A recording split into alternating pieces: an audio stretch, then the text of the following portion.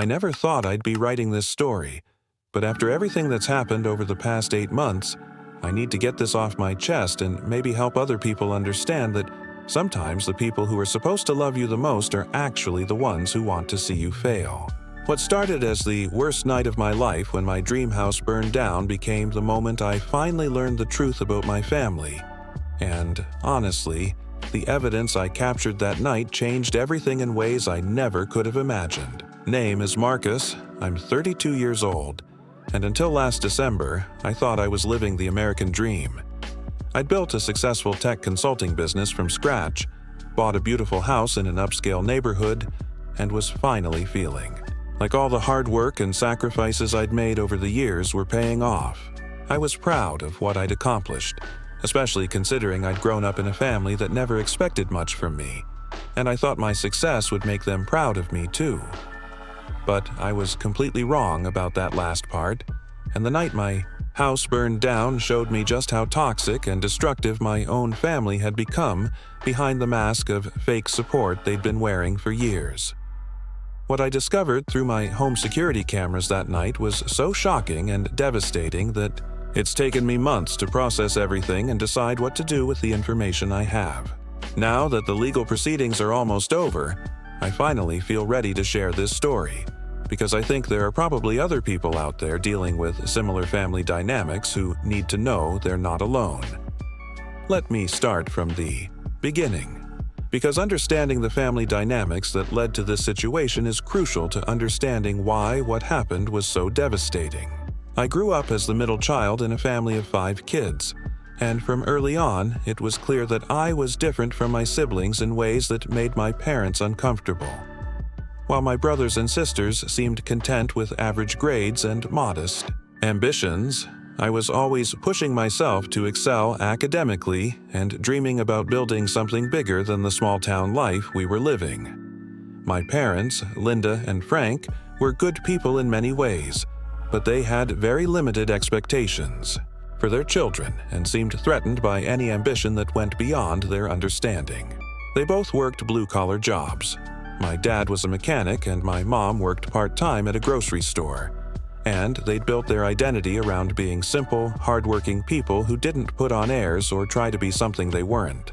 When I started talking about wanting to go to college and eventually start my own business, they'd make comments about how I was getting too big for my britches and needed to stay grounded in reality. My siblings picked up on our parents' attitude and developed their own resentment toward my ambitions and eventual success. My older brother Danny became increasingly hostile toward me as we got older, making jokes about how I thought I was better than everyone else and predicting that my dreams would come crashing down eventually. My younger siblings, Sarah, Mike, and Jessica, followed Danny's lead and treated my achievements like they were somehow taking something away from the rest of the family. The dynamic got worse when I actually started succeeding. I got a full academic scholarship to a good university, graduated with honors, and landed a job at a major tech company where I learned everything I could about the industry. I was making good money and living in the city while my siblings were still in our hometown, working the same kinds of jobs our parents had always worked. Instead of being proud of my success, my family seemed to see it as evidence that I'd abandoned my roots and thought I was superior to them. The breaking point in our family relationships came about 5 years ago when I decided to start my own consulting business. I'd saved up enough money to live on for about a year, and I had several potential clients lined up who were interested in my services. I was excited about taking this leap and becoming an entrepreneur, but when I told my family about my plans, their reaction was overwhelmingly negative. My parents told me I was being foolish to give up a good steady job for some risky venture that would probably fail. Danny laughed and said he'd give me 6 months before I came crawling back to beg for my old job back. My sisters made comments about how I was becoming one of those arrogant business owner types who look down on regular working people. Even my youngest brother Mike, who I'd always been closest to, seemed skeptical and distant about my plans. Their lack of support hurt, but I was determined to prove them wrong. I threw myself into building my business, working 18-hour days and sacrificing my social life to make sure I could succeed. The first year was incredibly difficult, and there were times when I wondered if my family had been right about the risks I was taking. But gradually, things started to click. I found my niche in helping medium-sized businesses optimize their technology infrastructure, and word-of-mouth referrals started bringing me more clients than I could handle. By the third year, my business was doing well enough that I could afford to buy a house in one of the nicer suburbs about an hour away from my hometown. It was a beautiful 4-bedroom colonial with a big backyard, a 2-car garage, and all the amenities I'd dreamed about having someday. I was incredibly proud of this achievement, especially since I'd bought it entirely with money I'd earned from my own business. When I invited my family to see the house for the first time, their reaction was complicated and uncomfortable. They made all the right sounds about how nice it was and how proud they were of my success, but I could tell there was something else underneath their polite comments. They seemed almost resentful of what I'd achieved, like my success somehow reflected poorly on their own choices and accomplishments. The visits felt strained and awkward, with lots of subtle digs about how I was living way beyond what a normal person needed, and comments about how much work it must be to maintain such a big place. Over the next couple of years, I started noticing that my family's attitude toward me was becoming increasingly hostile, even though they tried to hide it behind fake smiles and surface-level politeness. They'd make jokes about my business that had an edge of meanness to them, comments about how I was probably charging people too much for services they didn't really need. They'd ask invasive questions about my finances, like how much I was making and whether I was saving enough for retirement. That felt more like fishing for information than genuine concern. The worst part was how they talked about my lifestyle choices, constantly making comments about how isolated I must be living so far from family and how meaningless my success was if I didn't have a wife and kids to share it with.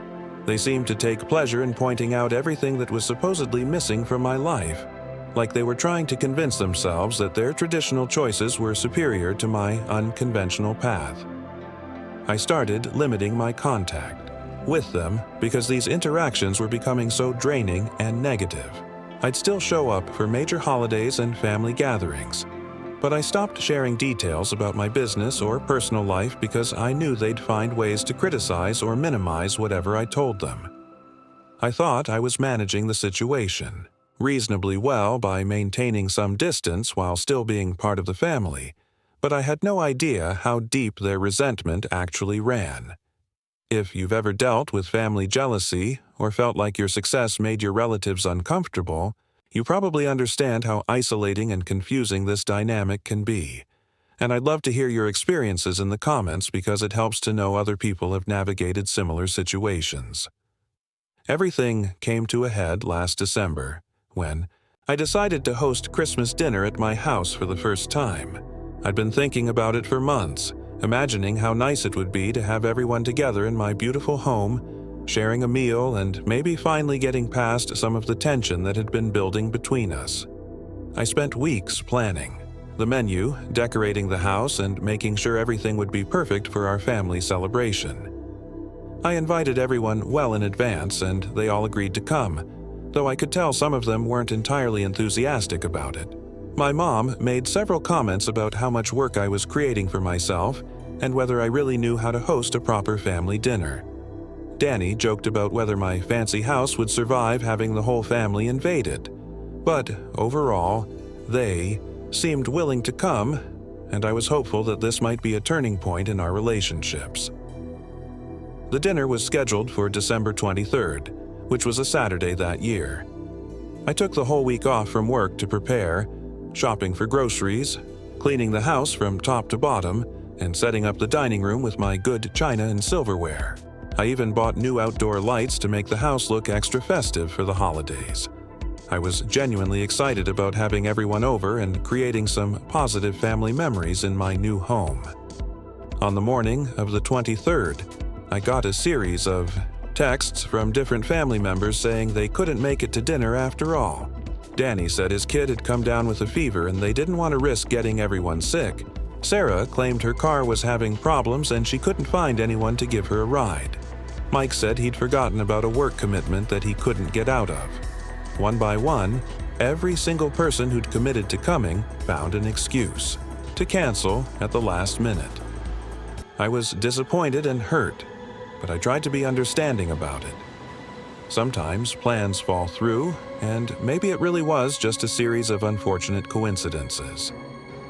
I put all the food I'd prepared in containers and spent the evening alone, watching Christmas movies and trying not to feel too sorry for myself.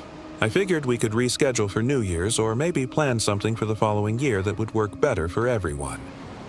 But then, the next morning, I saw posts on social media that made my blood run cold. My sister Sarah had posted pictures from what was clearly a family Christmas gathering. Everyone was there except me, laughing and posing around a dinner table that was obviously at my parents' house. The photos were posted with captions about how wonderful it was to have the whole family together for the holidays, how much they loved their traditional Christmas celebrations, and how grateful they were for family bonds that couldn't be broken. They had planned an alternate Christmas dinner specifically to exclude me, and they'd all lied to my face about why they couldn't come to my house. While I'd been sitting alone in my beautiful home, feeling sorry for myself and making excuses. For their behavior, they'd been celebrating together and probably laughing about how they'd managed to avoid my fancy dinner party. The betrayal was so complete and deliberate that I felt physically sick when I realized what had happened. I didn't confront them about it immediately because I was too hurt and angry to trust myself to have a rational conversation. Instead, I decided to take some time to think about what this meant for our family relationships and how I wanted to handle the situation going forward. I was starting to realize that their resentment toward me was much deeper and more toxic than I'd understood, and that maybe trying to maintain close relationships with people who clearly didn't want the best for me wasn't worth the emotional cost. Over the next few weeks, I found myself looking back at years of interactions with my family through this new lens of understanding. I realized that there had been countless small signs of their jealousy and resentment that I'd ignored or made excuses for because I wanted to believe they loved and supported me. Comments that I'd interpreted as harmless teasing were actually attempts to undermine my confidence. Questions about my business and finances that I thought were genuine interest were actually fishing expeditions to find ways to criticize my choices.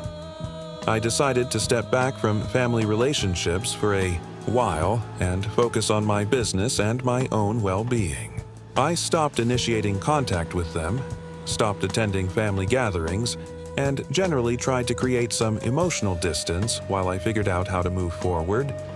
I was hurt and angry, but I was also determined not to let their negativity impact my success or happiness. My family's reaction to my withdrawal was telling. Instead of reaching out to ask what was wrong or trying to repair our relationships, they seemed almost relieved that I was no longer actively participating in family events. The few times we did interact, they made passive-aggressive comments about how busy I must be with my important business and how I probably didn't have time for simple family people anyway. It was like they were determined to prove that their exclusion of me had been justified all along. The situation continued this way for most of the following year. I focused on growing my business, which was doing better than ever, and I started building a social circle of friends and colleagues who actually supported my ambitions and celebrated my successes. I was happier and more successful than I'd ever been, even though the family situation still hurt when I let myself think about it too much. Then came the night that changed everything. December 15th of this year, almost exactly a year after, the Christmas dinner incident. I'd been working late in my home office, catching up on some client projects that needed to be finished before the holidays. It was about 11:30 p.m. when I first smelled smoke, and at first I thought maybe a neighbor was having a fire in their fireplace or someone was burning leaves despite the city ordinances against it. But the smell kept getting stronger. And when I went to investigate, I realized with horror that the smoke was coming from inside my own house. There was a fire in my basement, and it was spreading quickly through the walls and up toward the main floor. I called 911 immediately and then grabbed my laptop and a few other essential items before evacuating the house as the fire department had instructed. The fire department arrived within about 10 minutes, but by then the flames were visible through several windows and the smoke was pouring out of the roof. It took them over 3 hours to get the fire under control, and by the time it was extinguished, about 60% of my house was completely destroyed. The remaining 40% had extensive smoke and water damage that would require months of renovation to repair. I spent that night in a hotel, trying to process what had happened and figure out what I was going to do next. I called my insurance company first thing in the morning to start the claims process, and they assured me that I had good coverage that would help me rebuild. I also started thinking about who I should contact about what had happened, and despite everything that had occurred between us, I decided to call my family and let them know about the fire. The responses I got to those phone calls should have prepared me for what I was about to discover, but at the time, I was too shocked and exhausted to read between the lines. My parents expressed what sounded like appropriate sympathy and concern, asking if I was okay and whether I needed help finding a place to stay. But there was something in their tone that felt off, almost like they were struggling to sound genuinely upset about what had happened. Danny's response was even more telling. He made all the right noises about how sorry he was and how terrible it must be to lose my beautiful house, but he also couldn't resist making comments about how lucky I was to have good insurance and how this might be an opportunity for me to downsize to something more reasonable. It was like he was barely able to contain his satisfaction about my misfortune, even while pretending to be supportive. My sisters had similar reactions, surface-level sympathy mixed with barely concealed excitement about the fact that my perfect life had suddenly become much less perfect. They asked a lot of questions about the extent of the damage and whether I thought I'd rebuild in the same neighborhood or maybe move somewhere more modest. Looking back, it was like they were trying to confirm that my success had taken a major hit and that maybe I'd finally be brought down to their level. Over the next few days, as I dealt with insurance adjusters, contractors, and the overwhelming logistics of having lost most of my possessions, I started getting text messages from various family members that reinforced my sense that something was wrong with their reactions. Instead of offering concrete help or emotional support, they kept asking for updates about the investigation and whether the fire department had determined what caused the fire. The fire department's initial investigation suggested that the fire had started in my basement utility room, possibly due to an electrical malfunction or a problem with the heating system. They said it would take several weeks to complete their full investigation and determine the exact cause, but their preliminary assessment was that it was probably accidental. I shared this information with my family when they asked, and their responses were oddly focused on whether the investigators were sure it was accidental and whether they were planning to do any more detailed forensic analysis. About a week after the fire, I was staying in a furnished apartment while I dealt with the insurance process and started planning the rebuild. I was going through the few possessions I'd managed to save from the fire, including my laptop, when I remembered that I had a comprehensive home security system that included several cameras positioned around the exterior of the house. The system uploaded footage to a cloud storage service, which meant that even though the physical cameras had been destroyed in the fire, the recordings from that night might still exist. I logged into my security system account and started reviewing the footage from December 15th. Most of the cameras had stopped working when the fire damaged the house's electrical system, but the camera that monitored my front door and driveway had continued recording until about 1 a.m., which was over an hour after the fire had started. What I saw in that footage made my blood run cold and changed everything I thought I knew about what had happened that night. At 10:47 p.m., more than 40 minutes before I'd first smelled smoke, a familiar car had pulled into my driveway with its headlights turned off. Two figures had gotten out of the car, and even though they were wearing dark clothing and trying to stay in the shadows, I could clearly identify them from their build and the way they moved. It was my brother Danny and my brother-in-law Keith, who was married to my sister Sarah.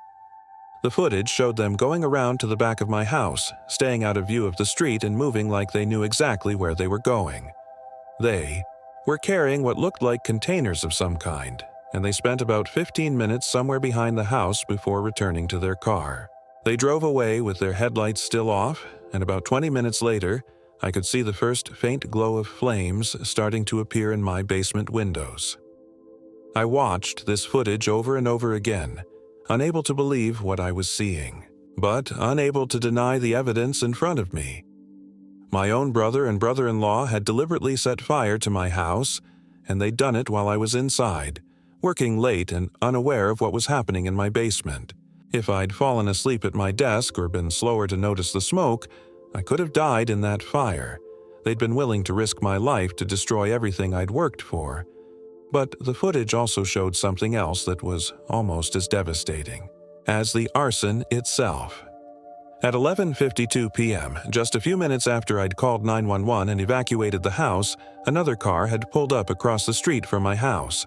This car stayed there for the entire time the fire department was working to extinguish the fire, with the occupants clearly watching the destruction of my home. When the fire trucks finally left around 3 a.m., the car drove away, but not before I got a clear view of the license plate in the street lighting. It was my parents' car. They had come to watch my house burn down, and they'd stayed there for over 3 hours, witnessing the destruction of everything I'd built and probably celebrating the fact that their successful son was finally getting what they thought he deserved. The betrayal was so complete and so calculating that I felt like I was going to be sick. I immediately made copies of all the footage and contacted both my insurance company and the police.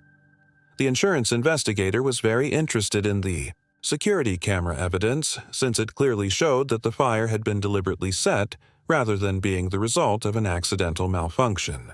The police detective assigned to the case was equally interested, and within a few days they'd arrested both Danny and Keith on charges of arson and attempted murder. The arrests sent shockwaves through my family and our small hometown. Danny and Keith both initially denied any involvement in the fire, claiming they'd been home with their families that night and that the security footage must be some kind of mistake. But when the police searched their homes and vehicles, they found evidence including gas cans that still had traces of accelerant, clothing that smelled like smoke, and text messages between them planning what they called their Christmas surprise. For me, the text messages were the most damning evidence of all, because they showed that this hadn't been a spur-of-the-moment decision or some kind of prank that got out of hand. They'd been planning to burn down my house for weeks, discussing the best way to do it without getting caught and joking about how much they were going to enjoy watching my perfect life go up in flames. They'd even talked about timing it right, before Christmas, so that I'd have to spend the holidays dealing with the aftermath instead of celebrating in my fancy house. Even more disturbing were the messages that showed other family members were aware of and supportive of their plan. My sister Sarah had sent messages encouraging Keith to go through with it, saying that I needed to be taught a lesson about thinking I was better than everyone else. My parents had apparently made comments about how someone should take me down a peg and bring me back to reality. While they might not have explicitly participated in the planning, they'd created an atmosphere where this kind of destructive behavior seemed justified and even necessary. The legal proceedings that followed were emotionally devastating, but also, weirdly, cathartic. Danny and Keith both ended up pleading guilty to reduced charges in exchange for cooperating with the investigation and providing information about how they'd planned and carried out the arson. They each received sentences of 8 years in prison, plus restitution orders that required them to pay for the damages to my house and property. But the criminal case was only part of the justice I sought. I also filed civil lawsuits against Danny, Keith, and several other family members who'd been involved in planning or encouraging the arson. The security footage and text message evidence made these cases pretty straightforward, and I was able to recover additional damages for emotional distress, lost income from having to deal with the aftermath of the fire, and punitive damages meant to discourage this kind of behavior in the future. The most satisfying part of the legal process was watching my family members try to explain their actions to law enforcement and the courts. They'd all been so convinced that they were justified in resenting my success and wanting to see me fail, that they'd never considered the possibility that they might face serious consequences for acting on those feelings. When confronted with the reality of prison sentences and huge financial judgments, They suddenly wanted to apologize and claim that they'd never meant for things to go so far. My parents, who hadn't been directly involved in setting the fire but had clearly encouraged and supported it, faced their own consequences. While they weren't charged criminally, the civil lawsuit I filed against them resulted in a significant financial judgment that forced them to sell their house and liquidate most of their assets. They also became social pariahs in our small town. Once word got out about what had happened, losing friends and facing constant gossip and judgment from people who'd previously respected them. The rebuild process for my house took about 8 months, and I made sure to design it even better than the original. I added more security features, upgraded all the systems and finishes, and created spaces that reflected my personal style rather than trying to impress anyone else. It was incredibly satisfying to move back into a home that was truly mine, built with insurance money that had ultimately come from my family's attempt to destroy me. During the rebuild process, I also had time to reflect on what I'd learned from this experience and how I wanted to structure my life going forward. The betrayal by my family had been devastating, but it had also been liberating in a way. I no longer had to pretend that toxic relationships were worth maintaining just because they involved people I was related to. I could focus entirely on building connections with people who genuinely supported and celebrated my success, rather than people who resented it. I've also become much more aware of the signs of family jealousy and how destructive it can be when left unchecked. Looking back, I can see that my family's resentment toward me had been building for years, fed by their own insecurities and disappointments about their lives. Instead of using my success as inspiration to improve their own situations, they'd chosen to see it as evidence that I thought I was superior to them, which justified their increasingly hostile behavior toward me. The experience has made me much more selective about who I trust and much more willing to set boundaries with people who don't have my best interests at heart. I've built a new chosen family of friends and colleagues who celebrate my achievements and support me through challenges, and these relationships are much healthier and more fulfilling than the toxic family dynamics I used to accept as normal. 1 of the most important lessons I learned is that family loyalty should never be a one-way street.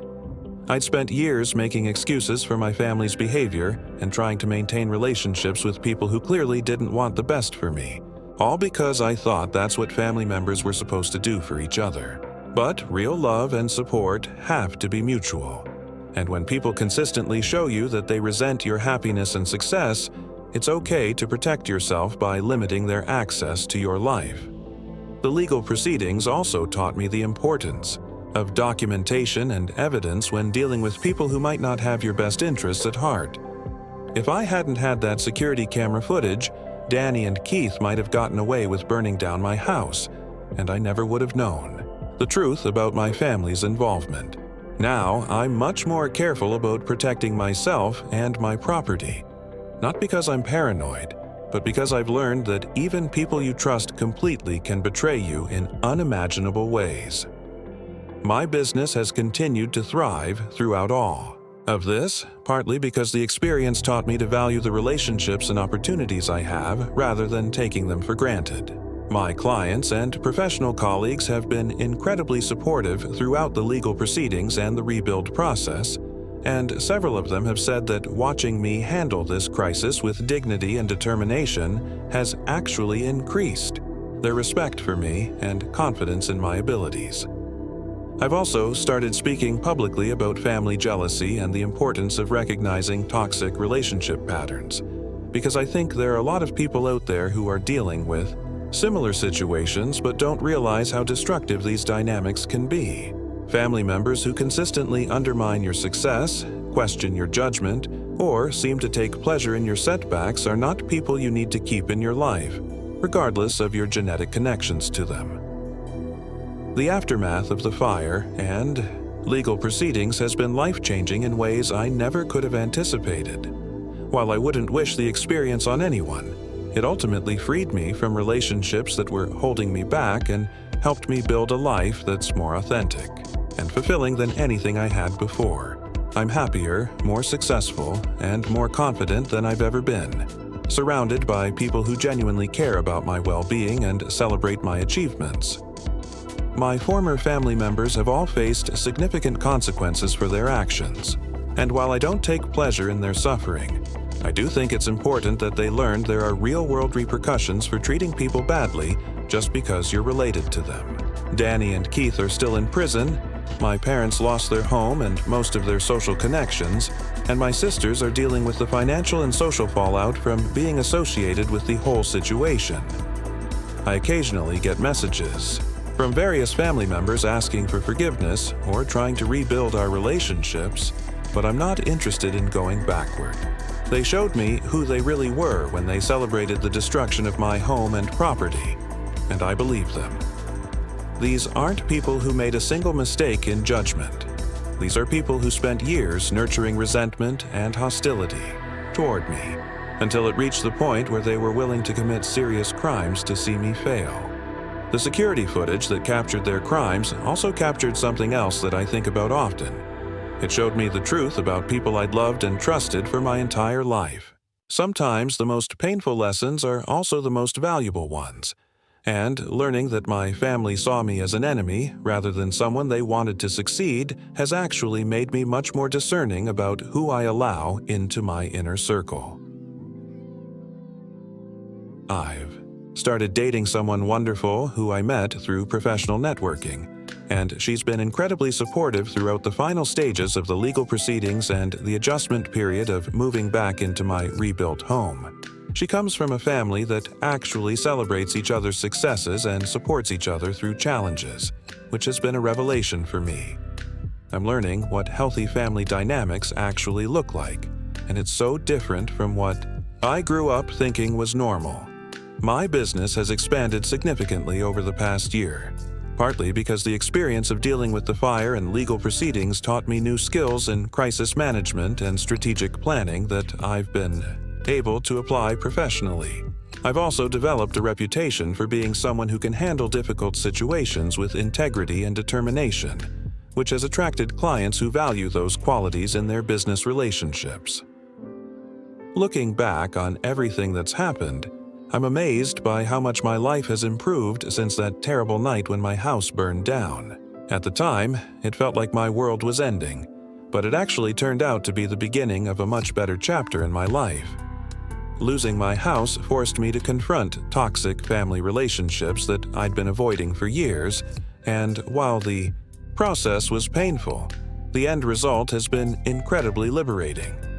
I think there's an important lesson in this experience about the difference between the family you're born into and the family you choose to build around yourself. Genetic relationships don't automatically make people trustworthy or supportive, and sometimes the people who are supposed to love you unconditionally are actually the ones who are most threatened by your success and happiness. It's okay to protect yourself from people who consistently show you that they don't have your best interests at heart, even when those people are relatives. The rebuilt house is now my sanctuary, filled with beautiful things and memories that are entirely my own. I've surrounded myself with people who celebrate my successes rather than resenting them, and I've built a life that reflects my values and priorities rather than trying to manage other people's insecurities and jealousies. Every day, I wake up grateful for the lessons I've learned and the freedom I've gained from letting go of relationships that were never serving me well. I still think about my family sometimes, and there's a part of me that grieves for the relationships I thought we had before I learned the truth about their feelings toward me. But mostly, I feel grateful that I found out who they really were before they did even more damage to my life and well-being. The security cameras that captured their crimes also captured their true feelings about me. And while that knowledge was initially devastating, it ultimately saved me from continuing to invest in people who were actively working against me. 4. Anyone reading this who might be dealing with similar family dynamics, I want you to know that it's possible to build a happy, successful life even when the people you're related to don't support your dreams and ambitions. You don't have to accept toxic behavior just because it comes from family members, and you deserve to be surrounded by people who want to see you thrive rather than people who are waiting for you to fail. the cameras that captured my family celebrating. My misfortune also captured the beginning of my real life, the one where I'm surrounded by people who genuinely care about me, and where I'm free to pursue my goals without constantly having to manage other people's resentment and jealousy. Sometimes the worst betrayals lead to the best outcomes, and while I never would have chosen to go through this experience, I'm grateful for where it's led me. If you've made it through this long story, I appreciate you taking the time to listen, and I'd love to hear from others who've dealt with family jealousy or had to set boundaries with toxic relatives. Sometimes the hardest part of these situations is feeling like you're the only one going through it, so sharing our experiences can help everyone feel less alone in dealing with these difficult family dynamics. The house is rebuilt. The legal cases are resolved, and I'm living a life that's more authentic and fulfilling than I ever imagined possible. The family that celebrated when my house burned down didn't know about the cameras, but more importantly, they didn't know that their betrayal would ultimately set me free to become the person I was always meant to be.